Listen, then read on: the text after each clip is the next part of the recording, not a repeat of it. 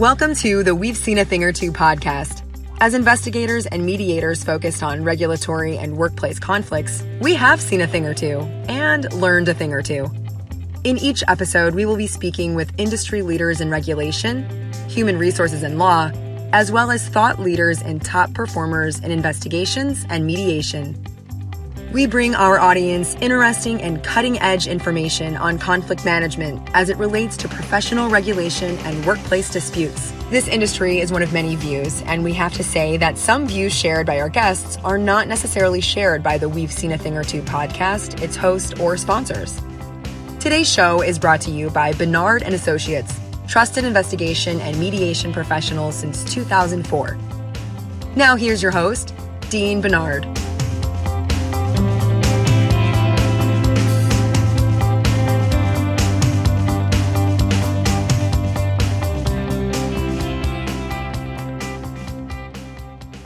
Hi, everybody. Welcome to this edition of the We've Seen a Thing or Two podcast.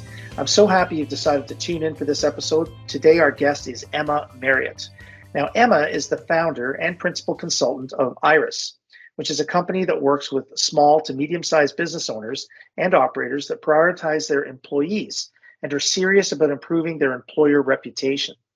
The whole point of Emma's approach with Iris is putting your people first and helping their clients build positive employer brands from the inside out. And in a moment, you're going to see why we're talking to her. The Iris team offers human resources assessments that take a deep dive into companies' human resources functions. The assessments offer a fresh external perspective on strengths, opportunities, and risks across all areas of HR. Iris's assessments are custom tailored to each unique business, and they also offer custom tailored fractional human resources support. Now, today, Emma's going to talk to us about the importance of building your employer brand. And of course, I'm going to be asking what she means by that, because it sounds like it's very important. It sounds like it's something we all need to be doing. And I want to learn a little something about this from her. And I think you're all going to find this quite interesting and worth a listen. Now, before we get there, let me tell you a little bit about Emma. Emma is a human resources person. Yeah, surprise, another one. We have a lot of human resources folks come onto the show, each with their own unique perspective and some interesting takes on things. And so Emma is no different. She's got some really unique perspectives on things for us as well. And today, what we're going to do is talk about new and better pathways to change and success. And this is what Emma and the work that she does is all about. Emma holds a Bachelor of Management degree with a focus on human resources from Western University and is a certified human resources leader through the Human Resources Professionals Association. Emma actually co-hosts Collaborative Connections, which is an HR peer group focused on building local connections. The group meets bi-weekly to share thoughts, challenges, and resources to improve the human resources deliverables of the organizations that the group serves. Now, she not only is a member of the HRPA, but she's an active one. She serves as the chair for the Student Liaison and Mentorship Chair with HRPA's Guelph and District Chapter. So we're really pleased to have you join us today, Emma. Welcome to the show. Thank you, Dean. Thank you so much for having me. It's a pleasure to be here today. Well, we're glad you came, and let's just dive right in. For starters, can you tell me what you mean when you say employer brand? I mean, we all hear about branding and making our brand recognizable, but that's typically geared at marketing in most people's minds. So what are you talking about when you talk about employer brand? For sure. And I mean, a little bit of what I do talk about is definitely marketing with more of an HR people spin on it. And I think that's exactly it. I think there is so much more potential to spark more conversations about employer brands from that HR lens. And so when we're talking about employer brand today, I'm talking about the way in which organizations differentiate themselves in the current labor market. So all those things include enabling businesses to attract, recruit, retain, and engage the right people. So simply put, it's how a company markets themselves to desired job seekers and potential clients as well. Having that positive employer brand communicates that the organization is a good employer and also a good place to work where people want to be. And I mean, who doesn't want that type of advertisement? It kind of flows from there, right? And with social media kind of growing and growing, there's so much opportunity to kind of leverage what's going on in the workplace and what those day-to-day kind of interactions and things look like. And right now, in terms of the HR world, the recruitment market is so hot and That's all I hear. Like everybody's just recruiting right now and it's crazy. And I find people are struggling to find the right fit, the right talent, and the workforce is changing. And so I would say if you're posting a job ad and waiting for the right person to apply, you're probably already behind in the kind of war for talent right now.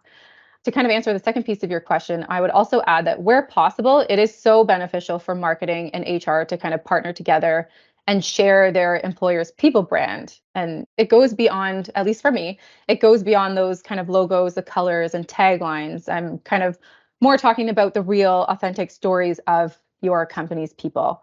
So, as a quick example, if you have like a recognition program and you're empowering your workforce to share their stories and thoughts on social media. So, for example, if your office celebrates birthdays and that's a really big deal to your company, post about it, share the lead up, the planning, what kind of effort was put into it, the excitement, and then the outcome, because I'm sure you have a really happy coworker on the other side of that kind of birthday celebration. And then in essence, all of those stories do become part of your kind of employee value proposition. Holistically, I think people remember and gravitate more towards stories than they do a handbook or a presentation when they're hired. Right. So yeah, and if you're kind of getting into the groove and you have a system and you're kind of sharing those stories regularly, it also showcases your culture and company's pulse kind of consistently. And then you're kind of always fresh in people's minds and people are talking about those things. They love to hear stories. They love those feel good stories. And then the brand kind of becomes, what your company communicates as its identity to both those potential and current employees. And then, of course, everything from that HR lens, it encompasses, an organization's purpose, the mission, the vision, the values, and the principles. And basically, it is like the culture and the personality. And yes, our brands have a personality, and the personality belongs to every person that makes up your company. And I would also add, kind of as a side note here, if a company isn't putting a message out there, others are doing it for you. So what I mean by that is basically, from that recruitment lens, if you're ghosting candidates, I would encourage you to kind of take a step back. And yes, we all get busy in terms of, sometimes we drop the ball on those recruitments and we have a lot of things going on. And really it's taking a look at it from how does that candidate feel after that experience? And we also need to take into consideration that that candidate is also sharing those feelings, those thoughts, the business's behaviors, and that experience on a whole with their networks and through their social media platforms. And it spreads like wildfire. So the reach of all of these things that your company does is probably far more than you realize or maybe intend them on being. Well, that does make a lot of sense. I respect a lot of what you said there. Many of us built our businesses on, word of mouth to attract clients, and I can see how that can work against us in the battle for talent. Mm-hmm. Yeah. And I mean, I might spin on that too, if I can. It's if you're choosing to kind of showcase that a great place to work that cares about their staff, your clients are going to notice, they're more likely going to engage, and they are also more likely to recommend you as a place to work to their networks, to their families, to their communities. And networks are powerful. Organizations need to leverage both their people's and their clients' networks. Well, that makes a lot of sense. And so, in terms of the issue of marketing ourselves, let's hear some more insights. What else can you tell us? In terms of, I have a fond memory of an employer I used to work at. And though we didn't have a chance to advertise per se, we did kind of have really great employee testimonials. So what happened there was people just talked to their networks. They love talking about their work experience. They love talking about having an employer where they felt like they were cared about. We tried to work with them and come up with creative ways and programs, initiatives to meet business needs and also meet employee needs. And I mean, with that, consistently as the HR kind of person there, I had probably at least one or two people kind of throwing their hats in, reaching out to me, wanting to learn more, wanting to know if we were hiring, everything. Like they were excited about the team. They wanted to learn. They wanted to know more about the work we did. And really, that was just organic, word of mouth, people talking. And in this instance, it was the people that amplified our brand because we weren't doing it ourselves. And so you can imagine like how much more heightened it could have been had we kind of leveraged that opportunity and started doing it ourselves. And I think too, on the flip side, when you're an employer of choice and an employee moves on, companies know that they're getting a high quality candidate. So in that case, when I had people, choosing to leave, people were calling us for reference checks, but they already knew they were getting a high quality candidate. And the question became, how are you guys doing it? Like, what are you guys doing that maybe we can do over here? And so those were really interesting conversations on those reference checks. And yeah, and I mean, again, if you're an employer of choice, you know that people will be reaching out, trying to kind of get your employees to come work for them because they know that you have such great, cohesive, and high producing team. Yeah, I wouldn't be too happy about people trying to poach my people from my team, but everything you're saying makes a lot of sense. That being said, though, I'm sure there's a lot of people out there that still feel that it's very much a transaction. You work, I pay you, be thankful. And that, Hmm. unfortunately, is an attitude that's probably still pretty pervasive out there. Yeah, I'm sure it is. And I would be willing to bet that folks in those types of, you work, I pay you engagements, they're not engaged in that work. I kind of operate on the lens of people want to know and feel like they add value to an organization and they want to work towards a greater purpose. And so people want to do well and they want to contribute, they want to learn new skills. I mean, now more than ever, I think people want to bring themselves into the workplace and share that with people wanting to feel seen, heard, and valued. There's no better way to do that than to focus your attention and marketing your people. And so, like we've talked about, that employer branding piece affects recruitment of new employees, that retention piece, and the engagement, because it's not always about the money. And so, if you're doing other things to keep your employees engaged, chances are they're going to think twice about jumping ship just to get like whatever X amount of raise at the next place for sure. And I think too, in my previous story, that strong employer brand helps businesses compete for the best talent and establish that credibility. And it's not only amongst the candidates, but also across other businesses. And it cuts down on hiring costs, it supports the talent retention and drives business success. And yeah, and I think too, like building on, sharing your people's stories in an authentic way that's true to you and your business, because for every business it will be different. I think fundamentally the trust is so important. And it's that human feeling that's behind, building and strategizing your employer brand. It's all a trust building opportunity. So when we're talking about showcasing in-person events, staff appreciation events, days, weeks, all those things that, you care about as a business, sharing those positive brand images, showcasing even positive client reviews and experiences can all help to build trust. And it's kind of that opportunity to hold yourself, your business accountable, as well as have others hold you accountable. And social media can be leveraged as a tool to practice kind of what you preach and get clear on the why. Right. I love that. I love it all. It's funny because what you're talking about is the very reason why our company has actually spent the last year going through the process of getting B Corp certified, which, by the way, if you're not familiar with B Corp, it's an arduous process. But, and trust me, it's a lot of work. Yeah. Before that, we did Great Places to Work, which is also good. And what we wanted was something that really spoke to the company's whole footprint, the difference we make in society, sustainability, underserved communities, commitment to DEI, all of those things are really very important. And I think that if you have a group of employees who are as committed to those things as the company is, then you really start to feel like you're on a mission. And as you said, it's not transactional. It's not, oh, I do a job and I get paid for it. They feel like Mhm. they're part of something bigger, and they are part of something bigger. So I really love that. And I think that people want to be part of companies that demonstrate their commitment to the community and the broader society. And really, it goes beyond just the bottom line. Yeah, for sure. I love to hear that, Dean. Like, I think that's a lot for you and your group to be proud of in terms of that B Corp certification. What an accomplishment. So good for you. Thank And you. it sounds like you were saying, it's in alignment with the company's overall purpose, which sounds like everybody is kind of connected to. And I think too, when we have organizational or even personal purpose, and I think they kind of work fluidly together, things seem to kind of fall into place so much easier.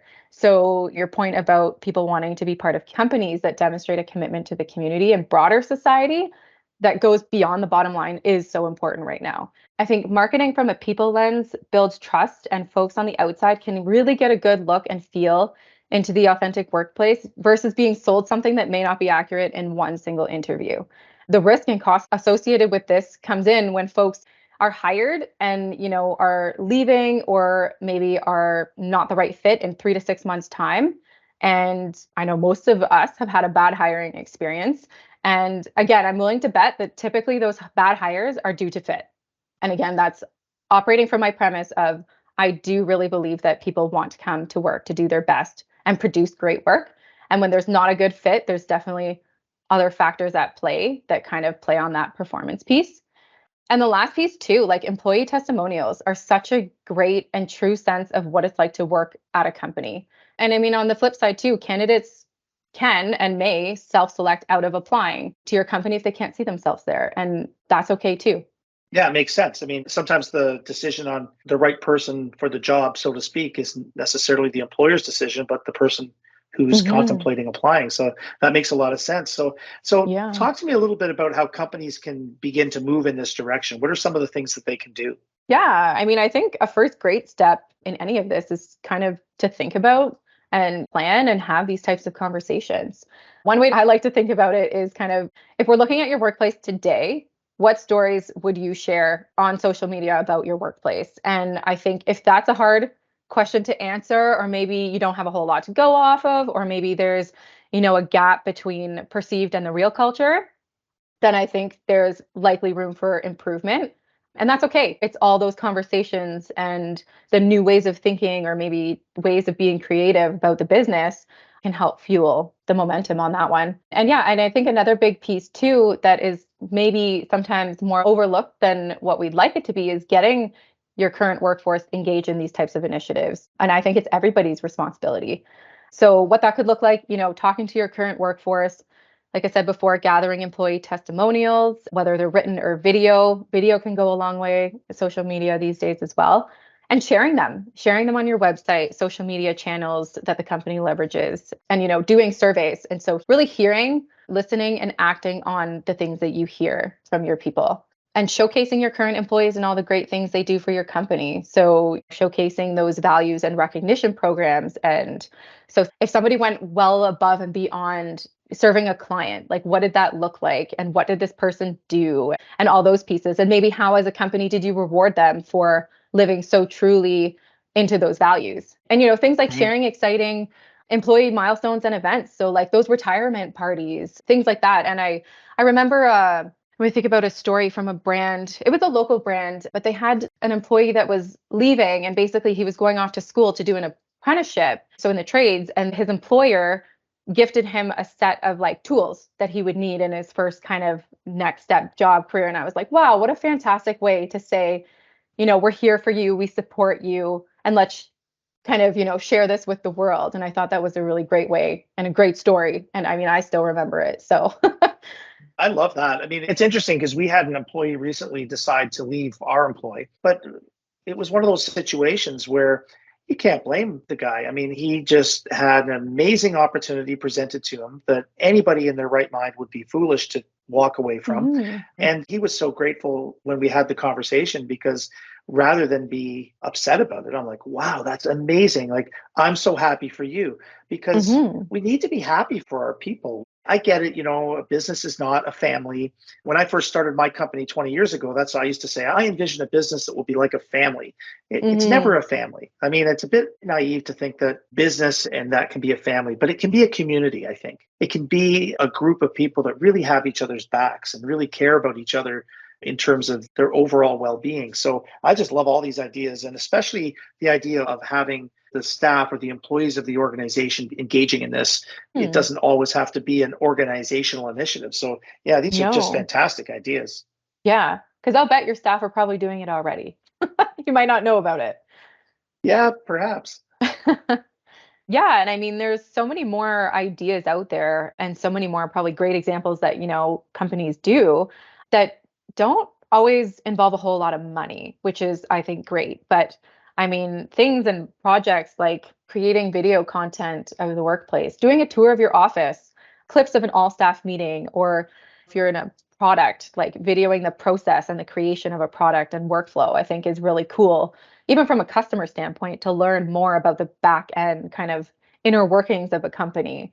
So leveraging social media again, but it goes so much further than just posting and like letting it sit. So it's an opportunity to kind of join in the conversation. So really responding to both of those positive and negative reviews in a timely manner.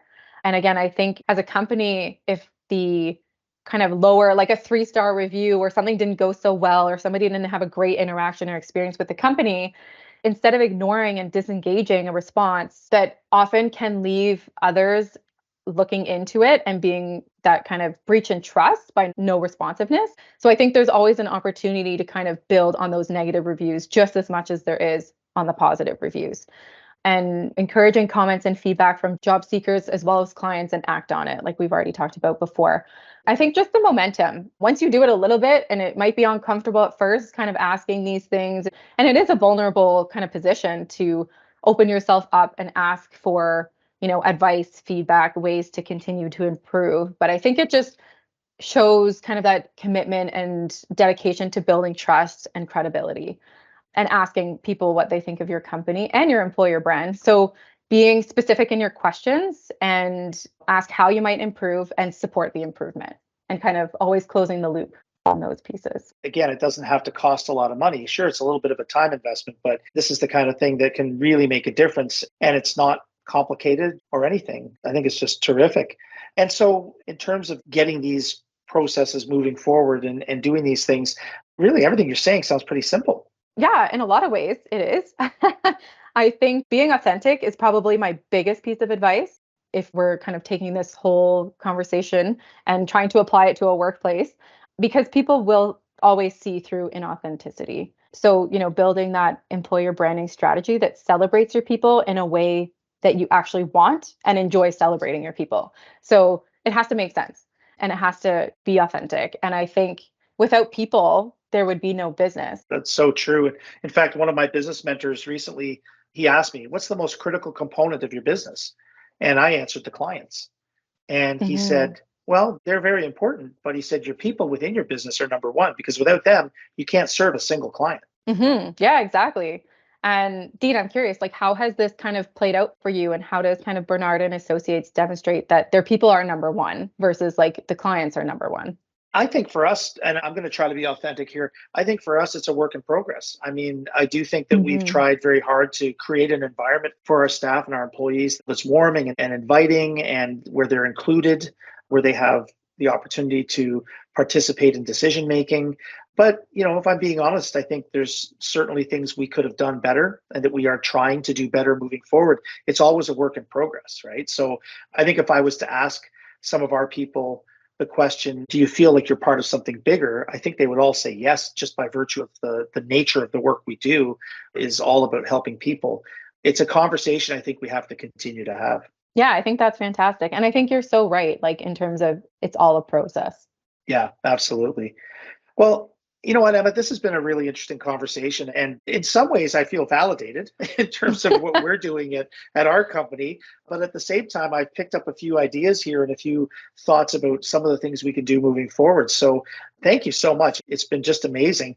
Now, I'm going to shift gears a little bit. And I'm sure, our listeners are probably a little curious about Emma. What can you tell us about what you like to do when you're not working? For sure. I'd be happy to. When I'm not working, my life is, well, I have 3 girls, 5 and under. So it's, wow. it's That's another job. Yeah, exactly. I was like, well, when I'm not working, I mean, it's all kind of work, but I guess when you love it, it doesn't become so much work anymore. But I would say, yeah, my life is kind of beautifully chaotic all the time is how I like to put it.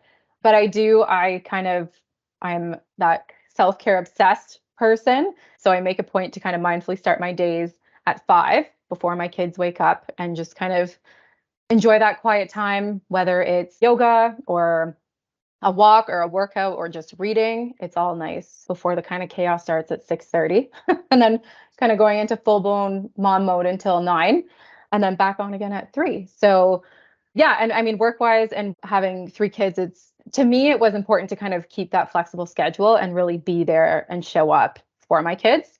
And yeah, so I mean, the first few other things, like we're busy between swimming lessons, library time, art classes, things like that. My kids are trying to figure out what they're into and what they enjoy and things like that. So it's good fun. I'm actually just getting back into hot Pilates now. And I tried Bikram yoga the first time the other day. I don't know if you do yoga at all or into that stuff. Well, you know what?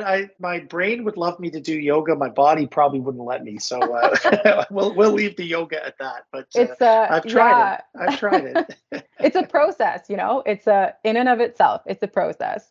And I will Absolutely. say it was very challenging, but it was a treat. Like it's kind of chasing that feeling you feel afterwards. And yeah, really, like I just hope to kind of instill some of those positive habits in my girls along the way. And yeah. So my husband and I, like we live in Kitchener. So I'm a people person too. So in terms of, I do love to get out into the community, spend time, volunteering. I'm a part of Kitchener Rotary as well. So we do a lot of community kind of events and giving back. So I like to get involved in those kind of projects too. And really, like my work allows me to help people be at their best. And I hope that this conversation kind of sheds some more light on a little bit more about who I am and the person behind, Iris website and the LinkedIn page. So I hope folks feel like they've learned a little bit more about me and what I'm about. And yeah, people can always reach out. I love to talk about this stuff. So. And, the reason I asked the question about what people like to do in their own time is because I think, again, part of networking and part of creating relationships and partnerships, even in business, we have to make connections in lots of different ways. And sometimes that's just having common interests or common ideas and things. It can be a great way to make a connection. So I think that's amazing.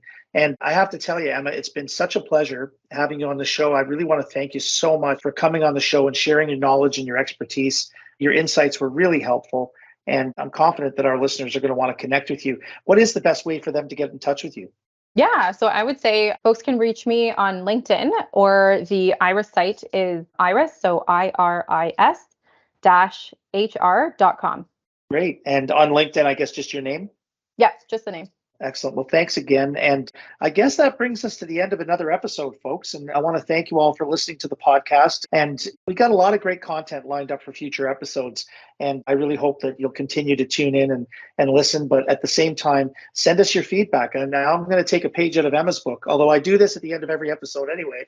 But Emma, one of the things I always ask people to do is send us their feedback, send us their ideas, tell us what we're doing right. But more importantly, tell us what we're doing wrong, or tell us what we can do better so we can continually try to improve. So folks, That's that message again. Constant, never-ending improvement is what we're all about here, and your feedback definitely helps.